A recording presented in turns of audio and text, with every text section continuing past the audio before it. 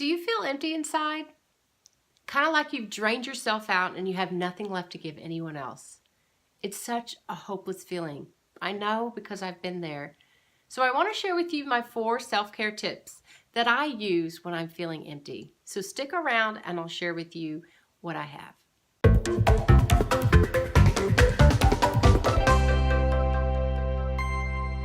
Friend, my name is Tshanina, and I can't stress to you how important self-care is. That's why I created this video for you. I want to share with you these tips so that when you have this hopeless feeling of emptiness, you can fill yourself back up and be the best you possible.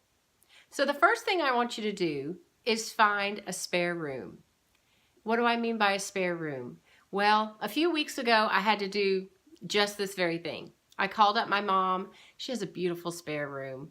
And I said, is your spare room available? Can I come and use it? I was feeling so empty and drained. I needed a little getaway for myself.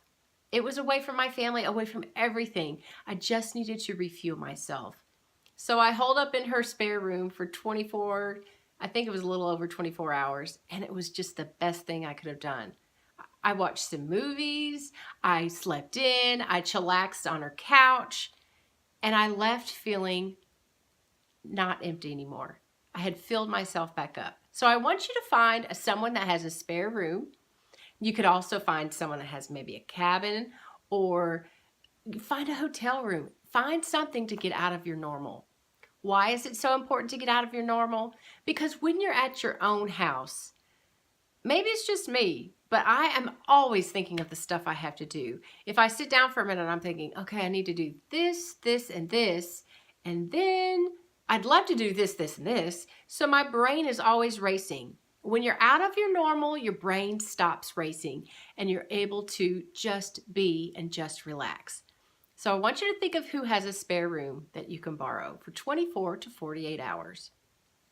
The next thing I want to recommend that you do is to take a bubble bath. Now, I know you're probably thinking, that is so simple, but I want you to pull out all the stops. I want you to get candles out. I want you to get your favorite music that helps you relax. Maybe you like to read a book when you're soaking in the tub, or I don't know, listen to an audio book. There are so many things you could do to relax. Maybe you just want to lay there in the dark with the candles, with the ambiance. I want you to just pull out all the stops. Now, I understand that bubble baths may not be your favorite thing to do. Take a hot shower.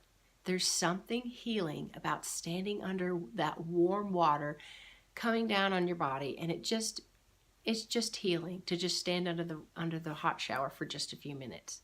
So take a bubble bath or take a shower. Now, the next thing I want you to do is take a social media break.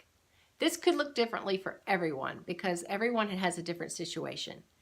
You may need to take a break for half a day, maybe a week, maybe a few months. Why do I say this? Because I have taken a break from social media.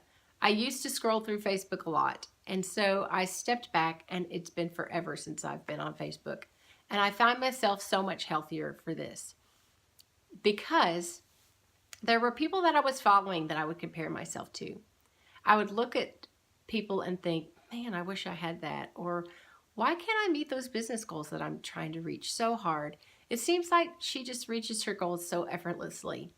And so I took a step back. So for you, I want you to think about a few things. Are there Debbie Downers that you're following? Are there negative people? They're not bringing you up or lifting you up and giving you joy. I want you to follow people that are giving you joy. So unfollow those people, unfriend them. Celebrities or exercise people that you're comparing yourself to constantly, or the business person that I talked about. It's okay to unfollow and unfriend. It doesn't mean you're a bad person. It's healthier for you. So I want you to go through the feed that you have and the friends that you have or the people that you're following, and I want you to seriously sit and take a look and see who you need to unfollow or unfriend. And then the last thing I want you to do is to be still. I cannot tell you how hard it is to just sit and be still. I tried to do this a few weeks ago, and every time I tried to sit still and be still, I would be thinking about something else, I'd grab my phone and be like, oh, I'm supposed to be sitting still.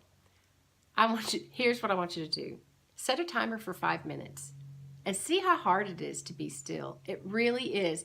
We live in such a fast-paced society that we need to get back to the roots of being able to sit still and be still and not have to have noise and music and something in front of our faces. I'm guilty of this myself. I'm talking to myself too. So I want you to be still and sit quietly. No music, no nothing, no phone, no anything. And if possible, away from your family and friends for a few minutes. This will so speak to your heart. And this will also give an opportunity for the Lord to speak to your heart. Sometimes we have a hard time hearing him. And you know what? It's because we're not being still and listening. So those are the 4 things I have for you. I want you to find someone with a spare room. Get out your calendar right now. I want you to find a date on your calendar with that person and get it scheduled. Don't wait till all hope is lost like I did a few weeks ago. I want you to take a bubble bath. This is so rejuvenating to your soul. Take a break from social media or unfollow or unfriend people that are not life-giving to you. And then the last thing is I want you to be still. Just be still. You can do this, friend. Those are the things I have for you. I'll see you in the next video.